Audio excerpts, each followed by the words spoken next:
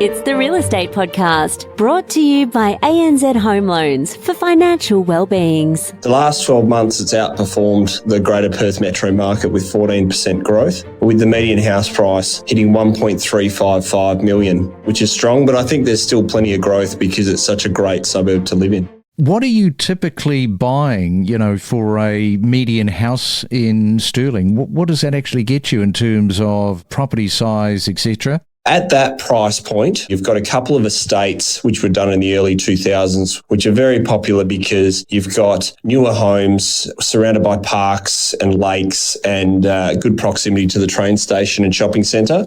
So in there, that's sort of your entry point, price point. Those homes will start at around that 135 mark, which is your median, and then go right up to, there's probably homes in there that are over 3 million. In the older part of the suburb, you're going to be getting something that's on a larger block that might be one of the original homes. It was a big market garden area. So you've got a lot of homes that are sort of from the, I'd say, 70s and 80s. They might be on a 720 block or a 650 block. So you've got a good size plot of land. You've got either a 3x1 or a 4x2 home on that for that price point. Okay, and we should have a look at the unit market, especially with the first home buyers scheme that is kicked in. This is just kind of ramping everything up in the unit market. Is that what you're finding where you are? Absolutely. So I think since 1st of October, since that scheme came in, there's been a real urgency around first home buyers to get into that space. The average price point for a unit in Stirling is around that 750 mark. So that's a good sweet spot for those buyers. But I'm finding that, I believe, will increase quickly. Well, the limited opportunity in that price point, it'll drive up to that 850 mark pretty quickly, I reckon. I do want to find out a little bit about the infrastructure on what is going on in Stirling, because there's things being built.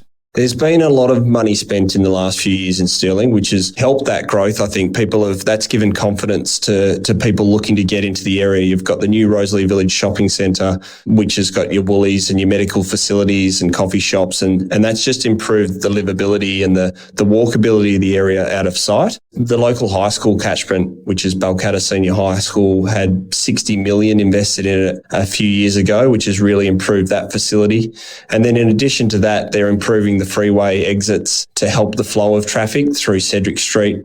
So there's been a lot of money spent on the area to improve livability and accessibility, which has really made it quite popular. Yeah, so for October, home values rose again, but it wasn't just any increase in home values. We've seen values go up by 1.1%. So that's the fastest monthly gain since June 2023. It coincides with continued increases in income, very low levels of housing supply, with listings sitting about 18% below their historic 5-year average for this time of year.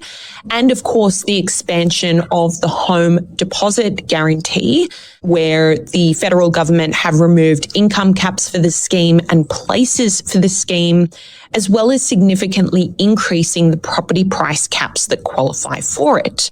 So no doubt that's added to the flurry of buyer demand that we've seen in the month of October.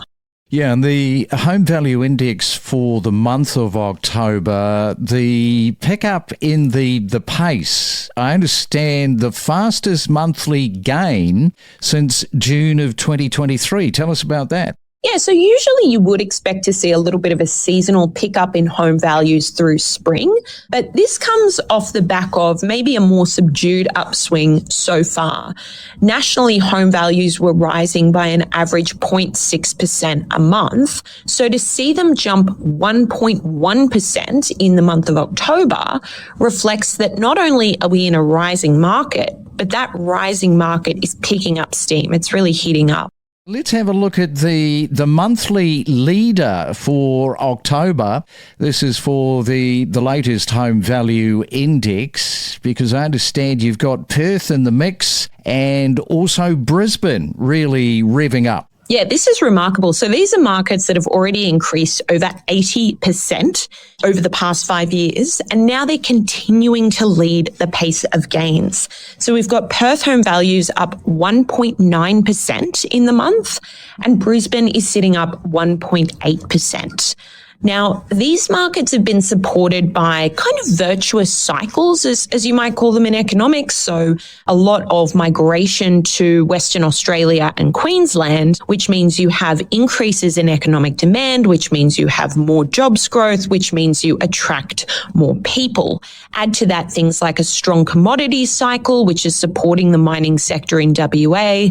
And in Queensland, of course, a boom in infrastructure ahead of the Olympic Games for Brisbane.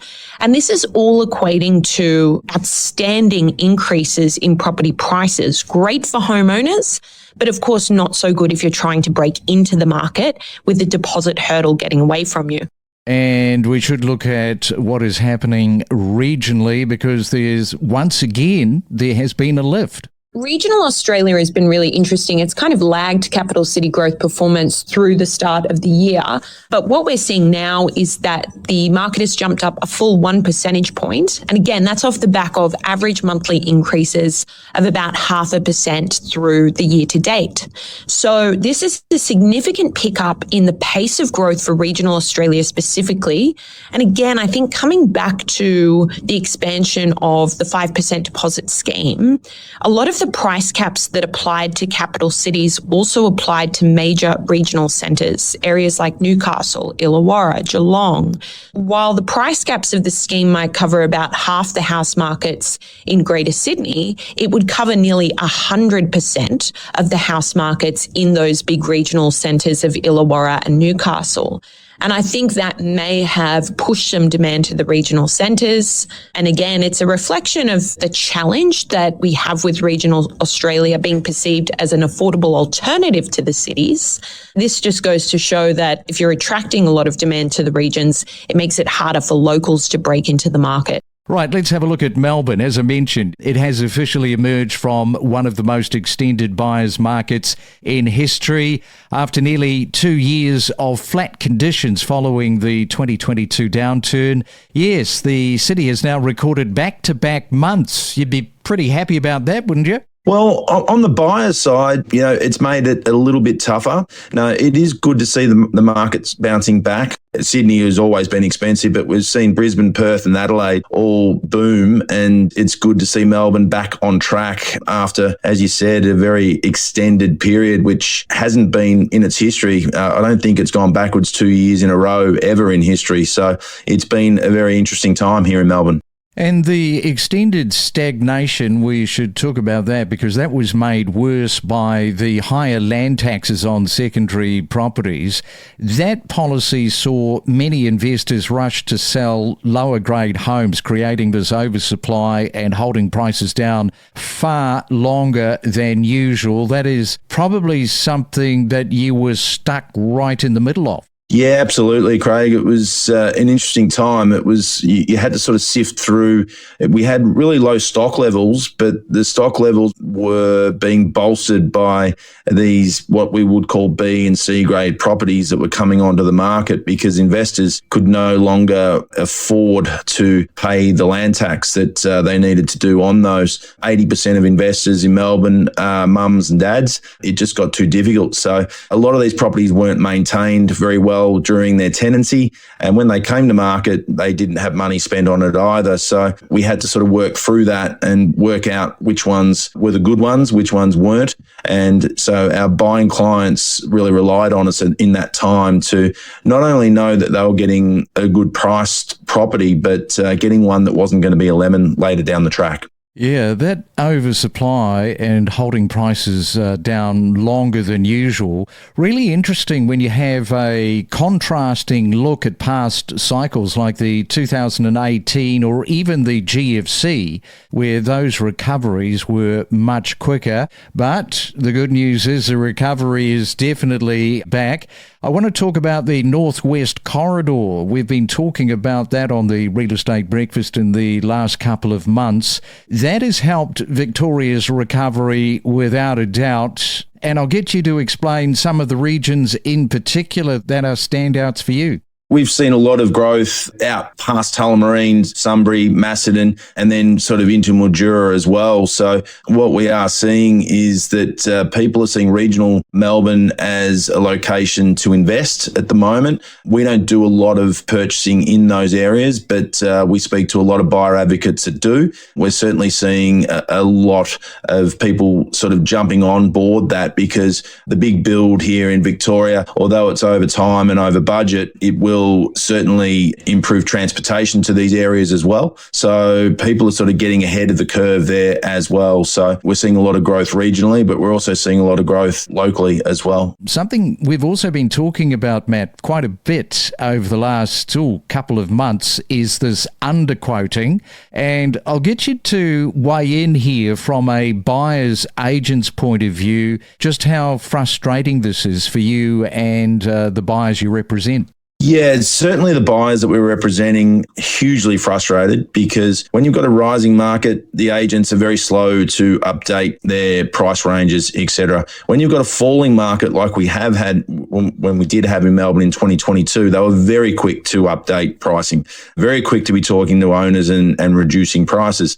But what we're seeing is buyers are coming to us after missing 2 or 3 or 4 auctions that they thought they had a chance to buy. You know, realistic terms, when we go through it and we explain to them, listen, if you had been with us at this time, we would have told you that this property was going to sell for 1.3 when it was quoted, 9 to $1 million, then you would have saved yourself a lot of time and grief, potentially money as well, because people are spending money on building and pest inspections, contract reviews. They're never in with a shot and see it sell for $200,000-$300,000 over. So that's where we do come in to, I suppose, straighten them up a little bit and guide them to more properties that they actually can afford. Grab your weekly dose of inspiration to help build a real estate portfolio. We talk to the best in the business every day. Learn from the professionals and know your property with us. But these banks, as per you guys reporting, are starting to intensify their fighting for customers. Yeah, yes, indeed. So you normally get 2 or 3 of these kind of cashback offers in the market at any given time historically, but the volume of them in the market seems to be increasing dramatically recently. In fact, at last count at Finder, we found 11 different home loans with cashback offers and 5 different home loans with frequent flyer point offers, including the one that's been making the headlines recently from CBA. Their online loan gives you 300,000 Qantas points on sign-up, which is interesting because that's higher than the actual Qantas home loan, which only gives you 200,000. So it definitely seems that banks are increasingly offering extra kind of bells and whistles on top of just a low interest rate to try and attract customers in this increasingly competitive market. Yes, so let's just run through some of these banks. I see that Bank Vic leads with up to that $5,000 for refinances at 5.35%. And you've got some other banks in on the action as well that are showing up. We do indeed. So the range of banks that these are on offer from go across the market, from AMP to ME Bank, Greater Bank, IMB Bank, Bank Vic, as you mentioned, Newcastle, Regional Bank Australia, a couple of credit unions as well, Bank of Queensland. You can find the full list on Finder. The cashback offers range from about $2,000 to about $5,000. And the home loan interest rates kind of vary across that range too. In terms of frequent flyer points, we're seeing offers from 100,000 to 300,000. Now, interesting, the CBA 300,000 Qantas points loan, just trying to compare that to the cashback. The value of your Qantas points depends on how you use them. But if you can use those points for classic flights, which are difficult to book, but if you can do it, those 300,000 points are going to be worth about $6,000. So that will actually give you a better return than any of the cashback offers. And if you can use them for business class flights or upgrades, you can get even more. So if you fly a lot, that could be the one to look at. So there's some great news there for refinancing, but the experts are saying these incentives may not last long. So it's kind of a cheery at the moment, but they may very well be withdrawn, early next year? Who knows? Yeah, they kind of come onto the market and disappear on the market with no notice. So if you see one that's really attractive to you, it's probably worth putting some effort into getting it quickly. The thing to note, though, is I wouldn't take any of these on board unless you're paying no higher an interest rate than you're currently paying, because over the long course of the loan, that's the most important figure. But I have heard a lot of Finder colleagues, for example, have switched home loan to the same interest rate just to get the cashback offer. And I'm talking to colleagues who are doing that every couple of years. So, if you want a couple of grand into your bank account every year or so, this could be one potential way to do it. I remember last year we were talking about this whole sort of refinancing because so many people, and you'd know this at Finder, they set and forget. But I think probably post-COVID, well, it took them a long time actually post-COVID to then start looking around and going, well, hang on, there are better terms and conditions out there. I need to change banks. And that whole education piece, it did take some time to sort of filter through. It is, yeah. In the industry, we call that the lazy tax. So people tend to sign up, especially with something like a mortgage, which is the biggest expense of your whole life, and just keep going with the same bank and forget. And they tend to prize loyalty with an individual bank. But in this market, loyalty generally doesn't pay, which is why it's important at least every couple of years to look at the rate you're paying, use a comparison service to see what the lowest rates in the market are, and see if you could be getting a better deal. The last research we did looking at the average home loan rate in the market versus the lowest rate found about a 40 basis point difference. That's nearly 2 cash rate cuts equivalent that you could be giving yourself if you do find a better price loan than the one you're on. Yeah, and if you're one of these people that think, yeah, I want to remain loyal to my bank. My bank has been fantastic to me over the last 10, 20 years, whatever the case may be. Get out of that way of thinking, because your bank is not loyal to you. You've got to look after number one. And again, that loyalty factor, it's a bit of a mystifying thing how people sort of get sucked down the rabbit hole of being loyal to their bank. Yeah, I think it's an old-fashioned thing as well. So we tend to find with Finder consumers, those above 40 tend to be, and I'd be in that group, tend to be more loyal and stick with the same bank. And those under 40 tend to be far more likely to switch and therefore far more likely to get the lowest rate. And this doesn't just apply to home loans, credit cards, personal loans, even broadband packages, phone deals, all that kind of stuff. Generally, the early bird gets the worm. We connect you to the best real estate information across Australia. The Real Estate Podcast.